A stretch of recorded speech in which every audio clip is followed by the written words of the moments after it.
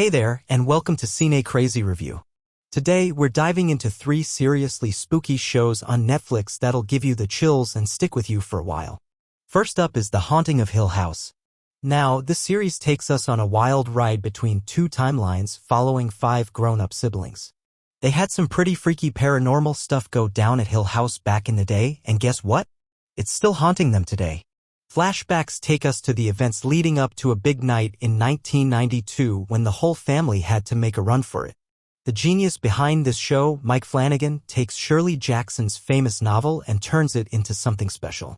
Forget the typical ghost hunting plot. Flanagan uses the creepy mansion's messed up vibes to tell the story of a seriously messed up family living there.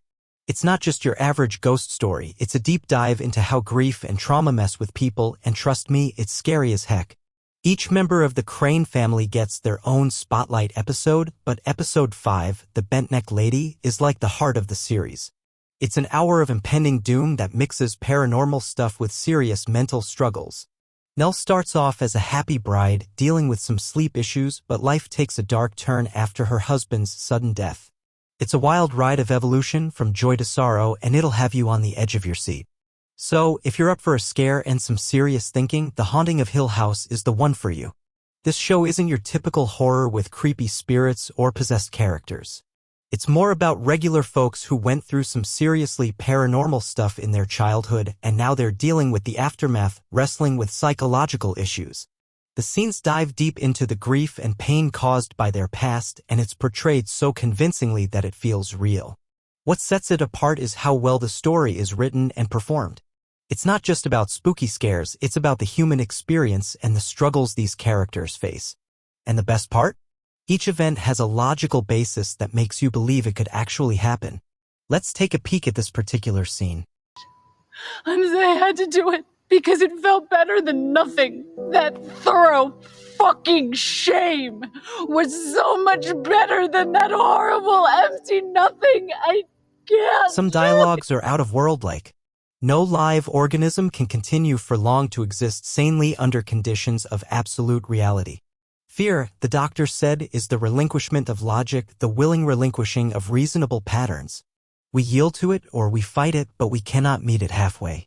To learn what we fear is to learn who we are. Horror defies our boundaries and illuminates our souls. If you haven't checked it out yet, definitely give it a go. It's a must-watch for horror enthusiasts. You might feel a bit awkward with your friends if you admit you haven't seen this gem. Now coming over to another masterpiece. Alright, let me break down The Haunting of Bly Manor for you. So, it's about this young au pair who gets hired to take care of her employer's niece and nephew at their family's country house. Sounds like a typical gig, right? But here's the twist: as soon as she arrives at the Bly estate, she starts seeing things, ghostly apparitions that decide to make the place their haunting grounds. Now, this series, created by Mike Flanagan, is not your average ghost story. It's an American Gothic romance drama that hit Netflix on October 9, 2020. It's actually the second installment in Flanagan The Haunting anthology series. The main inspiration for the storyline comes from the 1898 novella The Turn of the Screw by Henry James. But there's more to it. They've added elements from other works by James and even threw in some new stuff just for the show.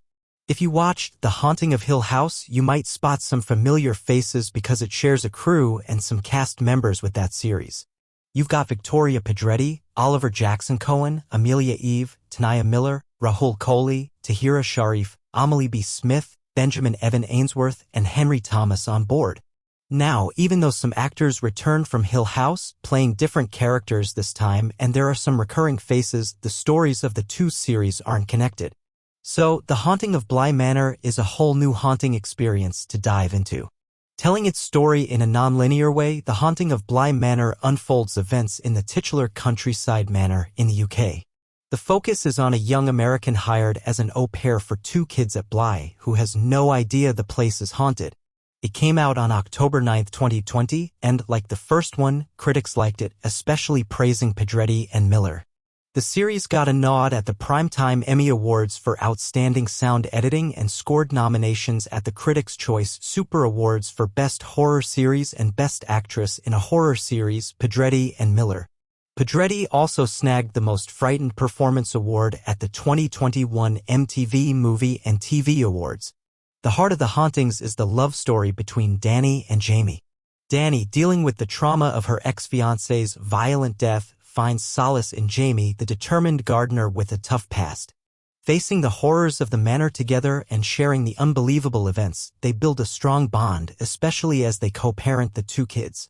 By the end of the series, they even get a moment of happiness, running a flower shop and getting engaged secretly due to legal constraints at the time. This show should be definitely on your top list. Even if you have seen it once, give it a second try, you will not get disappointed. The last in the list is Haunted. Haunted is an anthology series that delves into people's paranormal experiences. The first season, consisting of 6 episodes, premiered on Netflix on October 19, 2018. Season 2 followed on October 11, 2019, and Season 3 was released on May 14, 2021. The series is all about sharing first-hand horror stories where individuals or groups have encountered phenomena that linger and continue to haunt them. It offers a chilling look into the personal narratives of those who have witnessed terrifying, strange, and extraordinary supernatural events, along with other unexplained occurrences. In every episode, Haunted zooms in on a single story. The format involves someone who has survived a haunting encounter with the supernatural narrating their experience to their close ones. Now, whether you choose to believe the show's assertion that all these stories are true is entirely up to you. However, it's worth noting that one particular episode stands out for its unquestionable and, frankly, upsetting realness: Season 2's Cult of Torture. Don't let the fact that there are 12 chapters on Netflix intimidate you. You can pick pretty much any episode for the jump scares you're after.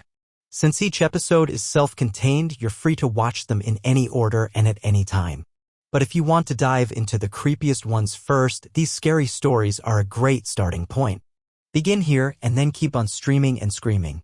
Now, when it comes to the truthfulness of the stories, the show claims to be true, but it's more like based on a true story because the people sharing these tales genuinely believe them to be true. However, it's essential to note that nothing in this show is factually based, and the storytellers might even be paid actors. The show adopts a pseudo-documentary style, so take it with a pinch of skepticism. This show has been watched all around the world and received widespread acclaim for its creativity and captivating stories. Mike Flanagan's work stands out as remarkable. He manages to build tension and evoke terror without relying on the typical cliché of this genre, the jump scares. The photography is impressive and the entire cast contributes to the show's success. That's all for now, folks. If you want more videos, please join my channel and hit the subscribe button.